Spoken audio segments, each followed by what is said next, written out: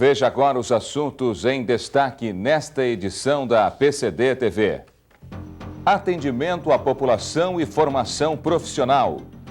Série estuda e apresenta os caminhos da dor. Está no ar mais uma APCD TV. Boa noite. A posse da nova diretoria da APCD para o biênio 98-2000 está marcada para o próximo sábado, dia 20. Na solenidade, tomarão posse o presidente eleito, Dr. José Silvestre, e o vice-presidente eleito, Dr. Rafael Baldassi Filho. A cada semana, o telespectador da APCD TV está tendo a oportunidade de conhecer o trabalho desenvolvido pelas escolas de aperfeiçoamento profissional da APCD. Hoje, nós vamos conhecer o trabalho da EAP de Sorocaba. Há algo de diferente em Sorocaba. Não é a paisagem dessa cidade fortemente industrial, nem uma característica peculiar de um dos seus 450 mil habitantes. O que existe de excepcional está na odontologia. Longe do centro comercial, o segredo vem desta reserva ecológica, do zoológico, que é uma referência latino-americana. A relação entre a odontologia e os bichos é de profunda intimidade. Dentistas da prefeitura já recorreram à EAP de Sorocaba para tratar dos caninos desses animais. Pode ter bafo de leão, porque dentista também é amigo da onça, do tigre. Se é assim com eles, quem dirá com gente? A EAP de Sorocaba atende a uma média de 60 pacientes por dia. Quem tem boca vai a São Bento, a rua da PCD. Por sinal, esta é a sede das outras 8 cidades que formam a região. É o nosso centro avançado de pesquisa e tecnologia. O que há de novo em Sorocaba passa primeiro por estas salas. Por que os alunos procuram tanto essa EAP de Sorocaba? Porque é perto de São Paulo, é um centro das regiões aqui, né? É o centro regional, tá? E é uma cidade grande que oferece grandes recursos. O que ocorre na EAP também se destaca pelo grau de comprometimento com a população. No campo das aparências, o primeiro compromisso é com o conforto. Onde há crianças, tem que haver brinquedos. O segundo compromisso é com a individualidade. Na clínica, com 12 equipos, cada gabinete é isolado por box. Preserva-se ao mesmo tempo o cidadão e a biossegurança do profissional. Não há tempo ruim em nenhum ambiente. Salas climatizadas garantem temperatura sempre amena. As 2 salas de raio-x obedecem todas as normas de segurança. E como na EAP de Sorocaba é proibido desperdiçar tempo, a maximização dos equipamentos é garantida pela presença cotidiana de técnicos contratados para a manutenção dos aparelhos. O apoio científico abre várias portas, do laboratório com 12 equipos, do auditório para 60 pessoas, da biblioteca e videoteca, da sala de aula equipada para 30 alunos. A EAP trata até quem a princípio não tem dentes, teoria e prática associadas na odontologia para bebês.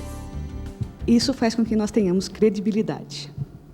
Para esse ano de 98, a EAP de Sorocaba quer avançar no seu desenvolvimento científico. Além do curso de especialização de endodontia, a EAP está se preparando junto aos conselhos regional e federal de odontologia para 4 novos cursos. São os cursos de periodontia, ortodontia, dentística e odontopediatria.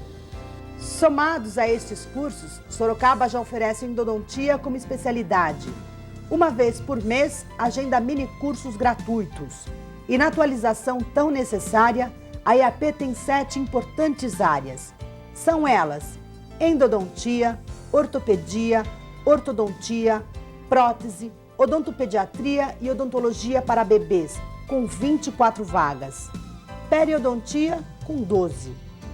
Uma homepage da EAP vai ser criada na internet. São passos largos para uma escola com apenas 5 anos de vida, que já tem sede própria e muita sede científica. O departamento científico procura verificar o currículo do professor e nós apenas trazemos os professores que têm titulação, mestrado, doutorado, livre docente, para promover realmente um aperfeiçoamento técnico-científico. Espaço físico tem de sobra? Temos. Agora nós temos.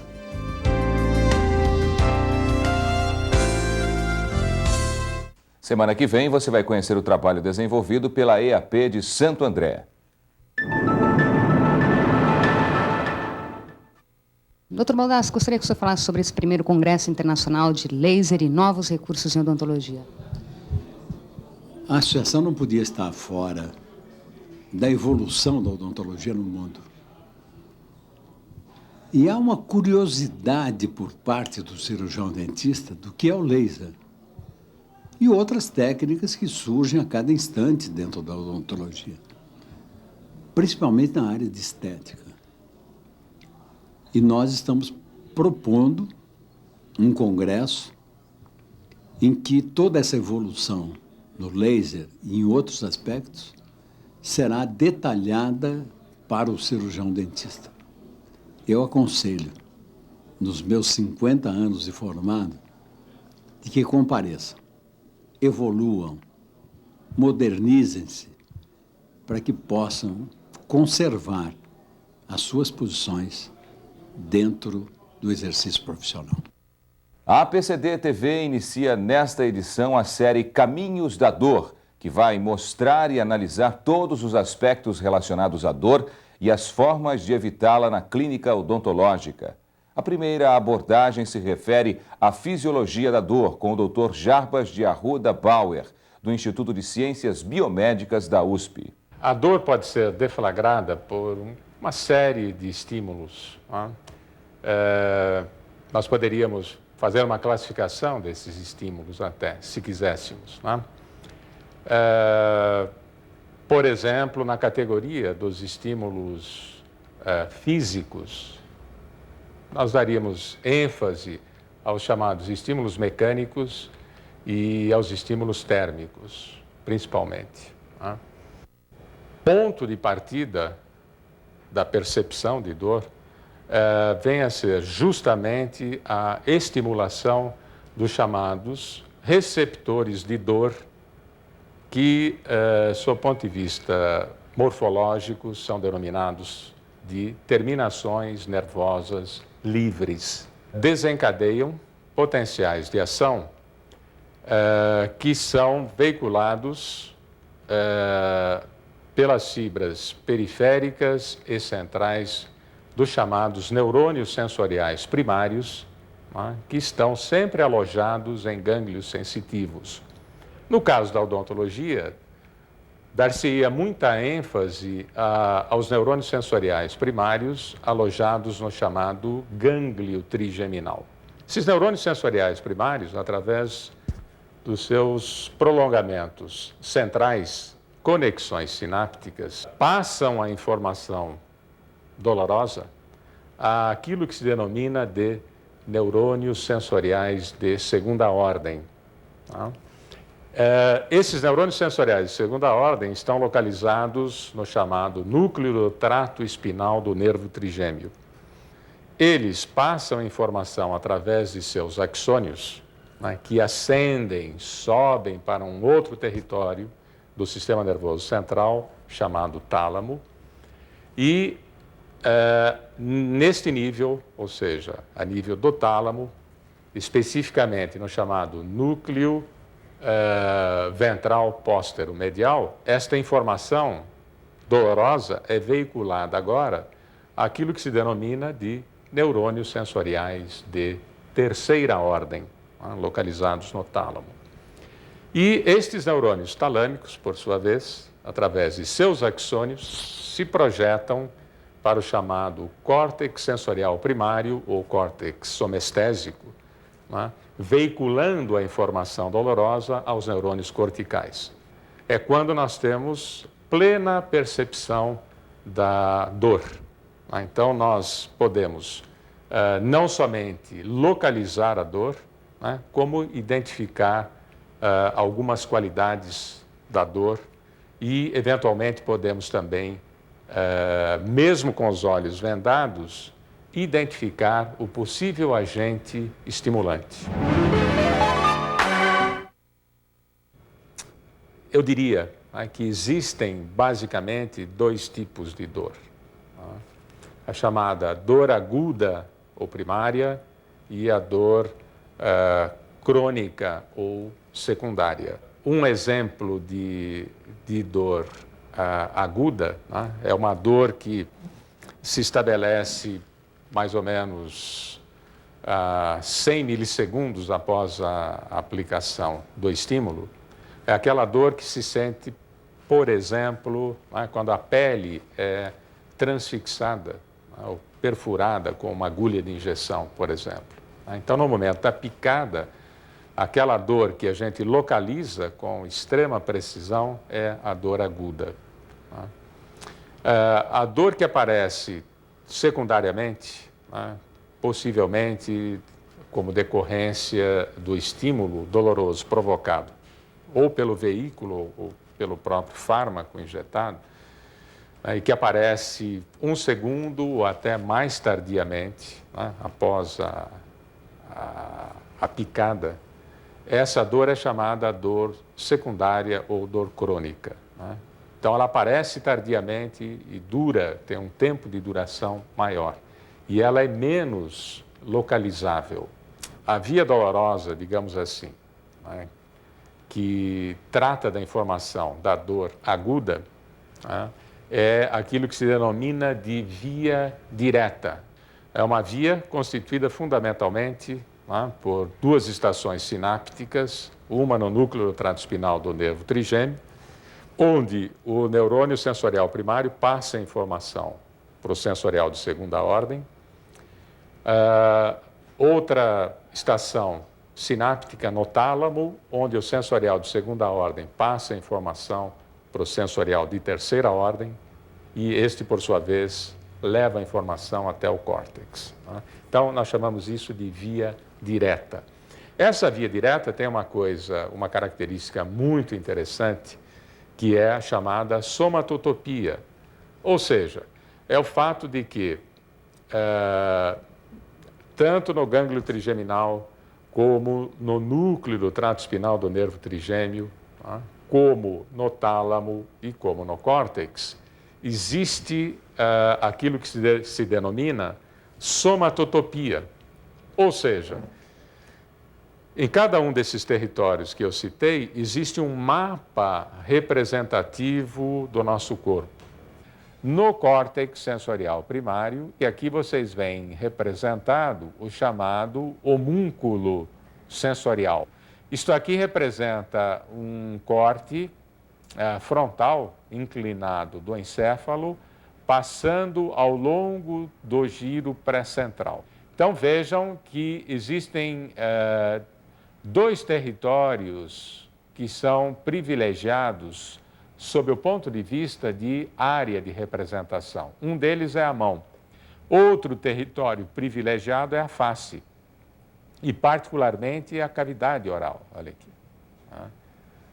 Sendo que ainda os dentes, né, têm uma área de representação especial, digamos assim. Quando nós consideramos agora a rede neural, o circuito neural envolvido com a chamada dor crônica ou secundária, né, o que se nota é o seguinte. Primeiro, não existe mais a somatotopia. A informação dolorosa, ela é levada até o córtex de uma maneira muito mais fragmentada, ou seja, existe a participação de um número maior de neurônios. Esses neurônios, da chamada formação reticular, são neurônios que subservem ou estão, de certa forma, envolvidos, né, com outros sistemas sensoriais, de tal forma que são neurônios que carregam, além da informação dolorosa, né, outras informações sensoriais, tipo informações auditivas, visuais, informações do sistema de equilíbrio, etc. Né? De tal forma que nós costumamos dizer que nessa via que eu estou descrevendo agora, ocorre um ruído de fundo. Né? Um ruído de fundo. A informação sensorial dor, ela é contaminada por outras informações sensoriais. De tal forma que o produto final dessa informação dolorosa é um produto não é, de menor identificação. Ou seja, o paciente tem muito maior dificuldade em localizar esse tipo de dor, não é, chamada secundária ou crônica. Outra reportagem dentro da série Caminhos da Dor aborda os aspectos psicológicos da dor com a doutora Liliana Seger, professora titular de Psicologia da Faculdade de Odontologia da Unip. Vale observar que, aqui, os conceitos de dor aguda e crônica são classificados de forma diferente.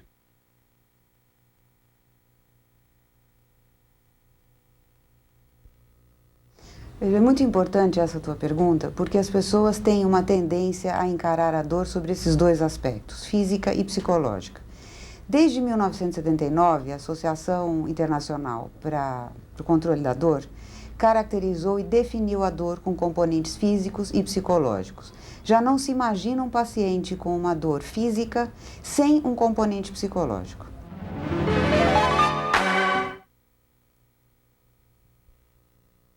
Dentro da clínica, nós temos que caracterizar o atendimento do cirurgião dentista frente a um paciente, vamos falar de outros tipos de dores, a dor aguda e o paciente com a dor crônica. É importante sinalizar que um paciente com dor aguda, ela é extremamente associada à questão, à emoção da ansiedade. Por que ansiedade? Porque a dor causa ansiedade.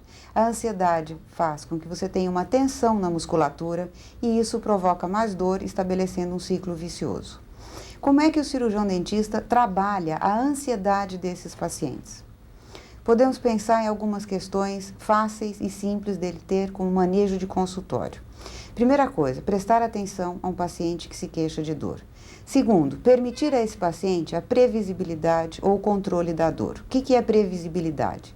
Que ele possa perceber o que vai acontecer com ele, que procedimentos vão ser executados. Isso é muito simples. Acontece que o cirurgião dentista, na sua rotina, acaba não dando muita atenção a esse tipo de aspecto, quando o paciente reclama. Ele vai fazendo e muitas vezes desconsidera essa dor. Quando se dá um tipo de controle a esse paciente, como é que o dentista pode dar um controle? Avisando ao paciente, sinalizando que ele faça pausas durante a intervenção, fazendo com que ele possa ter um treinamento em relaxamento com respiração, combinar com esse paciente quando ele pode parar ou interromper o tratamento e, principalmente, explicando a esse paciente o que vai acontecer com ele.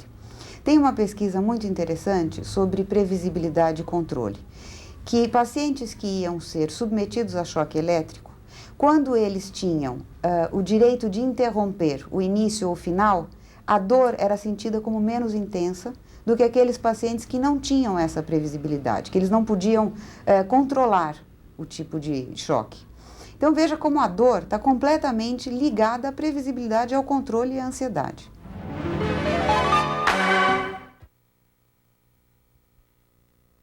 Isso, nós temos a questão do limiar de dor e nós temos a tolerância à dor. Muitas vezes a tolerância é semelhante e o limiar é diferente de paciente para paciente. O que a gente tem que pensar é que existem pacientes que conseguem expressar a dor de uma forma muito mais fácil do que outros. Existem pacientes mais introvertidos e mais extrovertidos. Então conseguem mostrar. Agora o importante é que muitas vezes esses pacientes têm formas de ser que o cirurgião dentista precisa estar apto a lidar com eles. Um paciente, por exemplo, que não mostra a dor, porque eles acham sempre que o cirurgião dentista é um profissional que é inerente à profissão dele provocar dor. Então ele não vai falar nada, por quê? Porque depois da dor vem o benefício, né? Vem a cura, a salvação, né? Ele consegue escapar disso para uma melhora. Então eles acham que tem que suportar de uma forma muito estoica. Alguns se comportam tão bem que conseguem até mostrar satisfação durante o tratamento. E o cirurgião dentista, por outro lado, ele lida muito bem com esses pacientes. Agora, aquele paciente que mostra a dor, que reclama, que se queixa, ele está dando dicas de como o profissional pode lidar com esse paciente, como é que ele pode ajudá-lo a diminuir crenças irracionais, medos infundados, como é que ele pode aliviá-lo desta dor. E é claro que existem os pacientes que exageram nos comportamentos de dor. E isso acaba fazendo com que muitas vezes o cirurgião dentista fique extremamente incomodado e não saiba lidar. E aí o cirurgião dentista acaba se fechando, mostrando uma couraça de que aquilo não está acontecendo com ele.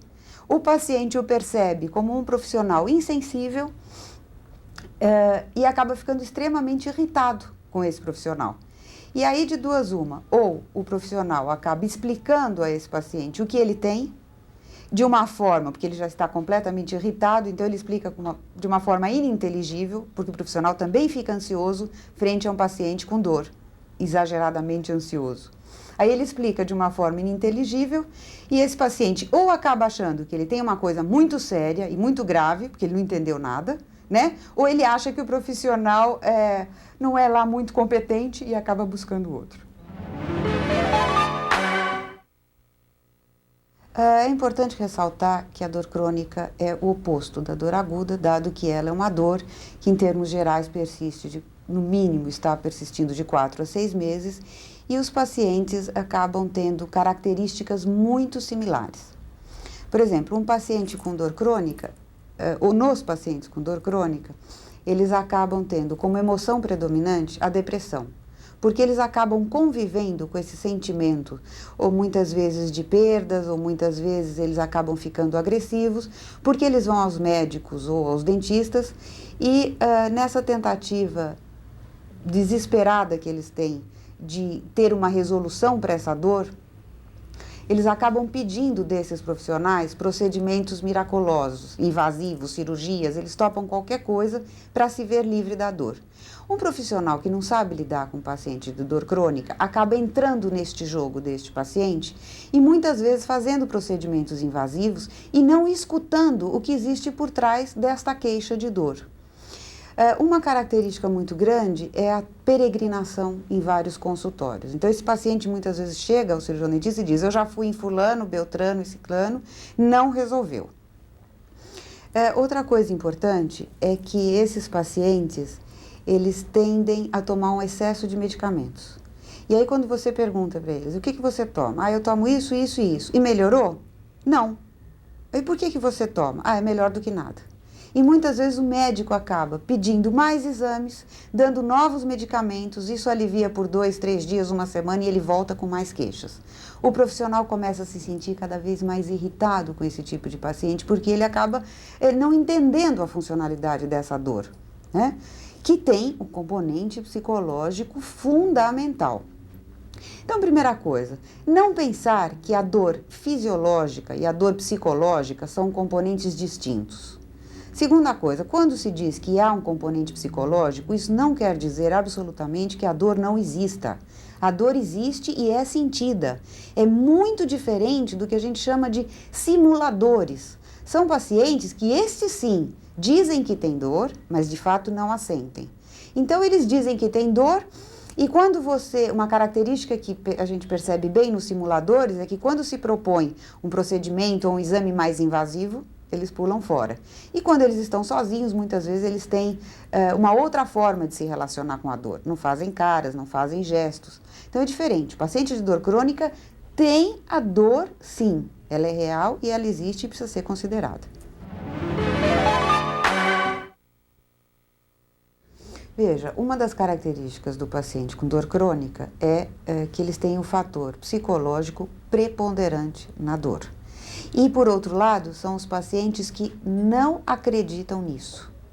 Eles acreditam que a dor deles é orgânica, que é um processo orgânico, que o emocional não tem influência nenhuma e muitas vezes acabam pedindo procedimentos clínicos, né? E o que acontece? Se esse profissional encaminhar um paciente com dor crônica a um psicólogo de imediato, a única coisa que ele vai conseguir é que esse paciente fique extremamente irritado com ele e mude de profissional. Então, como fazer isso? Primeiro, priorizar na entrevista componentes que façam com que esse paciente fale dele, fale da vida dele, sinalizar que aspectos emocionais estão relacionados, mostrar que há uma ligação intensa entre exacerbação dos sintomas e conflitos emocionais. E conforme o paciente vai falando e vai se dando conta disso, ele vai tendo possibilidades de encaminhar. Existe uma forma um acróstico chamado Madison, que mostra quando este paciente deve ser encaminhado a um psicólogo. Então, uma coisa muito interessante é um paciente que, por exemplo, tem a gente chama de multiplicidade, que são quando as dores localizam-se em múltiplos lugares e são de qualidades diferentes ou se substituem no tempo.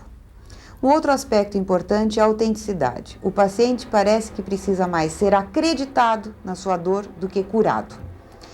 Um outro aspecto comum é a denegação, que é comum ao paciente que nega problemas emocionais e enfatiza a harmonia em todos os aspectos de sua vida. Quando ele admite ansiedade ou depressão, ele nega essa relação com os afetos e com a dor. Um outro aspecto é de pacientes que se referem a relações interpessoais, onde a simples citação de um nome ou de uma pessoa desperta gesticulação excessiva. Uma outra questão importante é a singularidade, quando a dor do paciente é única para ele e ele é um ser sem par. Nunca ouviu falar de ninguém que tenha tido o mesmo tipo de dor, ou uma dor igual à sua. E um último aspecto, penúltimo, extremamente importante, é o que a gente chama do only you. É aquele paciente que tem a perigosa característica, em termos de relação profissional-paciente, que se expressa na frase: só o senhor pode me ajudar. O médico que ouve essa frase já pode se incluir na legião dos outros clínicos idealizados, hoje desacreditados. Ele vai ser o próximo da lista.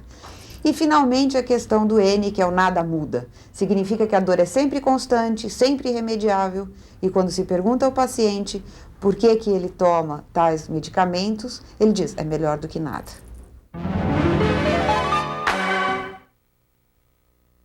Veja, na dor crônica ela não é curada, como na dor aguda você toma um medicamento e há uma cura.